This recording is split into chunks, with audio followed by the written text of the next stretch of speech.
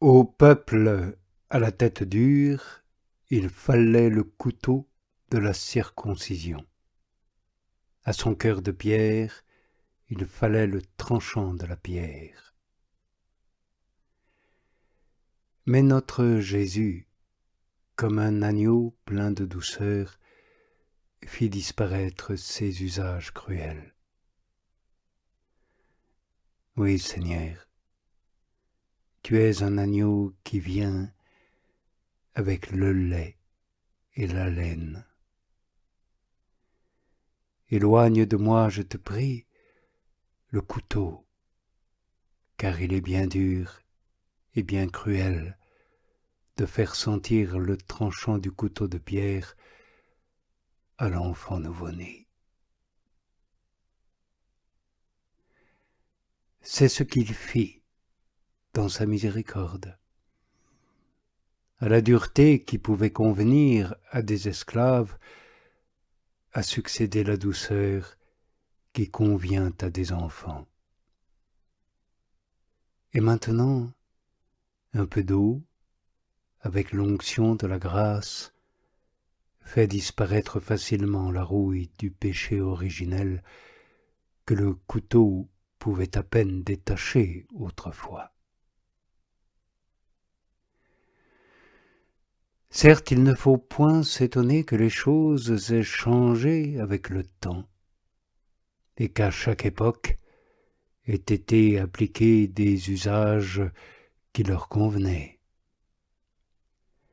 Mais Jésus, le Christ, se soumit aux uns et aux autres, afin de remplir l'office de la pierre angulaire qui réunit deux murailles, et pour renouer, comme en les cousant ensemble, les bouts de deux courroies, de même qu'il commença la véritable Pâque, en même temps qu'il accomplit la Pâque figurée. Jésus voulut donc être circoncis, afin de montrer qu'il était le maître de l'ancienne loi, comme il l'est de l'Évangile. Car si c'est lui qui a dit de sa propre bouche, « Si un homme ne renaît par le baptême de l'eau et par la grâce du Saint-Esprit, il ne peut entrer dans le royaume de Dieu », c'est lui aussi qui a dit par la bouche de son serviteur, « Quiconque n'aura point été circoncis dans la chair sera exterminé du milieu de mon peuple. » Si Jésus n'avait reçu que le baptême de Jean, on aurait pu croire qu'il avait évité la circoncision parce qu'elle n'avait aucun rapport avec lui. De même, s'il s'était fait circoncire sans recevoir le baptême, comment croirais-je que je dois dédaigner la circoncision pour le baptême? Or, il a reçu le baptême après avoir été circoncis et m'a appris ainsi à m'en tenir à ce qu'il reçut en dernier lieu. Enfin, comment ce Dieu qui aime et recommande l'union, qui fait habiter ensemble ceux qui vivaient seuls sur la terre, aurait-il pu renoncer à l'union et scandaliser les hommes? Il aurait certainement de son temps scandalisé ceux qui l'auraient vu négliger de se faire circoncire, de même que l'Église se scandaliserait de nos jours de voir un enfant n'être point porté au baptême. D'ailleurs, il ne voulut pas seulement recommander le rapprochement et l'union, il se proposa aussi de nous donner un exemple d'humilité, en se chargeant de l'appareil dont toute blessure exige l'application bien qu'il ne fût pas blessé lui-même. Voilà pourquoi l'apôtre a dit, en parlant de lui, « Dieu a envoyé son Fils formé d'une femme et assujetti à la loi. » Mais de peur qu'on ne dise peut-être, s'il fut circoncis, c'est parce que ses parents l'ont voulu, car il n'était alors qu'un tout petit enfant, il ne se présenta au baptême qu'à l'âge de 30 ans, et vint à cet âge, sous la main de Jean le Baptiste, courber un front qui fait trembler les puissances et que les principautés adorent. Oui, qui ne tremblerait lui-même à cette seule pensée. Oh, qu'elle paraîtra élevée au jugement dernier, cette tête adorable qui s'incline ainsi en ce moment. Combien ce front, si humble à cette heure, paraîtra élevé et sublime alors.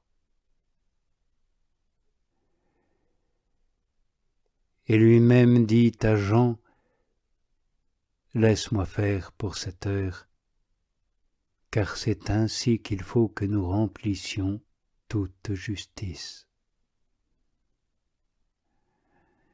Ainsi, celui qui n'est venu que dans la plénitude des temps, et en qui habite la plénitude de la divinité, ne sait qu'une chose, tout remplir. Or il y a deux justices, l'une stricte et rigoureuse, telle en un mot qu'à peine aurez-vous tourné le dos, elle tombe dans la fosse du péché. Elle consiste à ne point se préférer à ses égaux et à ne point s'égaler à ses supérieurs. On la définit une vertu qui consiste à rendre à chacun ce qui lui appartient. Mais il y en a une autre, plus grande, plus large, qui consiste à ne point nous égaler à notre égal, en même temps que nous ne nous préférons point à notre inférieur. C'est le propre d'un orgueil aussi grave qu'excessif de se préférer à ses égaux ou de s'égaler à ses supérieurs, et celui d'une grande humilité de se mettre au-dessous de ses égaux et de s'égaler à ses inférieurs. Mais le comble de la justice est de se placer au-dessous de ses inférieurs. De même que c'est le fait d'un souverain et intolérable orgueil de se préférer à ses supérieurs, ainsi est-ce le comble et la plénitude de la justice de se mettre au-dessous de ses inférieurs même. Et quand Jean le Baptiste dit à notre Seigneur, « C'est à moi plutôt de recevoir le baptême de tes mains », il fait acte de la première sorte de justice, puisqu'il se place au-dessous de son supérieur. Mais ce que fait Jésus, le Christ, le Fils de Dieu, est le comble de la justice, puisqu'il s'abaisse sous les mains de son serviteur. Que chacun voit maintenant, ami, quel modèle il doit préférer, de celui-là ou de celui-ci, qui est élevé au-dessus de tout ce qui est appelé Dieu, ou qui est adoré comme Dieu. Efforçons-nous, amis, de remplir toute justice, car la justice est la voie qui conduit à la joie. La joie est la récompense la justice en est la source et ce qui la prodigue. C'est en effet de la justice que naîtra notre joie, quand apparaîtra le Christ Jésus qui est notre vie et que nous paraîtrons avec lui dans la gloire, attendu qu'il a été fait lui-même notre justice par son Père. Oui, heureux ceux qui, dès maintenant, trouvent dans la justice une sorte de joie, qui tressaillent de bonheur dans leur conscience, parce qu'ils sucent le miel délicieux qui coule de la pierre et mangent l'huile des oliviers qui poussent dans les rochers les plus durs. Maintenant, il est vrai, la justice semble laborieuse et pénible, mais il viendra un temps où elle sera désirée et possédée. Elle sera aimée et reçue sans aucune peine, dans une douceur et un bonheur complet, alors que nous serons en possession de la justice même. Mais malheur à ceux qui s'écartent de la route, qui se détournent de la justice pour se mettre à la recherche d'une joie vaine et passagère. Car s'ils demandent du bonheur aux choses qui passent, il ne peut que passer avec elles lorsqu'elles passeront elles-mêmes.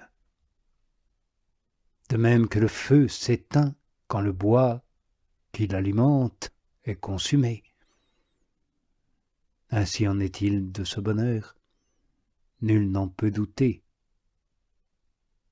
Lorsque le monde, avec toutes ses concupiscences, toutes ses vanités, toutes ses illusions, sera passé.